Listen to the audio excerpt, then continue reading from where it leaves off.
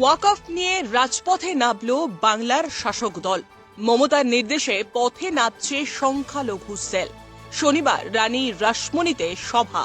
কলকাতায় ওয়াকফের বিরোধিতায় পথে নামছে বাংলার শাসক দল। তৃণমূল সুপ্রিমোর নির্দেশে পথে নামছে সংখ্যালঘু সেল। শনিবার রানী রাসমণিতে সভার প্রস্তুতি তুঙ্গে। ওয়াকফ নিয়ে রাজ্যগুলির সঙ্গে কোনো আলোচনাই করেনি কেন্দ্র। এই অভিযোগে আগেই সংসদে সরব হয়েছে তৃণমূল। গত বৃহস্পতিবার এ ব্যাপারে বিধানসভা অধিবেশন থেকে কড়া বিবৃতি দিয়েছেন মুখ্যমন্ত্রী মমতা বন্দ্যোপাধ্যায়। মুখ্যমন্ত্রীর কথায়, কেন্দ্রীয় সরকারের এই বিল ফেডারেল স্ট্রাকচারের পরিপন্থী। ওয়াকফ প্রপার্টিতে শুধু মুসলিম সম্প্রদায় দান করে না, অন্য সম্প্রদায়ের মানুষও দান করেন, যাতে সেই সম্পত্তি সাধারণ মানুষের কাজে লাগে। এবার ওয়াকফ নিয়ে পথে নামছে বাংলার শাসক দল। মুখ্যমন্ত্রী মমতা বন্দ্যোপাধ্যায়ের নির্দেশে হওয়া এই সমাবেশে প্রধান বক্তা হিসেবে থাকবেন জেপিসি কমিটির অন্যতম সদস্য কল্যাণ বন্দ্যোপাধ্যায়। তাঁর সঙ্গে থাকবেন ফিরহাদ হাকিম সহ অন্যান্যরা। থাকবেন তৃণমূলের সংখ্যালঘু সেলের চেয়ারম্যান তথা ইটাহারের বিধায়ক মোশাররফ হোসেনও। তৃণমূলের অভিযোগ, বিজেপি সরকার আদতে এই বিল এনে সংখ্যালঘুদের বিরুদ্ধে ষড়যন্ত্র করার চেষ্টা করছে। বিল লাগু করে তারা ধর্মীয় মেরুকরণ করতে চাইছে। এরই প্রতিবাদে মানুষকে সংগঠিত করতে এই আয়োজন। ভারতবর্ষে বিখ্যাত সব মানুষেরা ছিলেন।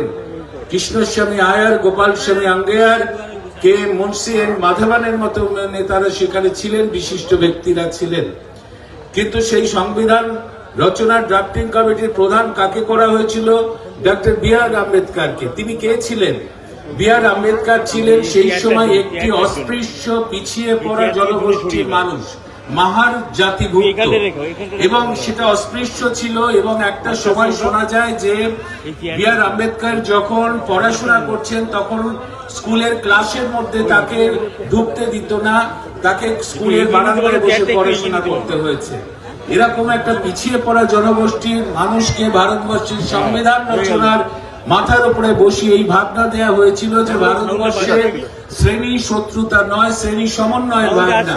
অর্থাৎ ভারতবর্ষে যে জাতি, উপজাতি, বিভিন্ন জনগোষ্ঠী আছে এবং বিভিন্ন ভাষা, বিভিন্ন ধর্মের মানুষ আছে, তাদের যে নিজস্ব সংস্কৃতি আছে, কৃষ্টি আছে, সেগুলো এবং তাদের যে আর্থিক এবং সামাজিক অবস্থান আছে, সেটা ডেভেলপমেন্টের মাধ্যমে তাদের অধিকার প্রতিষ্ঠার মধ্যে দিয়ে একটা ওপরে তুলে নিয়ে আসা, নিয়ে এসে একটা সাম্য প্রতিষ্ঠা করা। ভারতবর্ষের সংবিধান তো তৈরি হলো, ভারতবর্ষ তো একদিনে তৈরি হয়নি।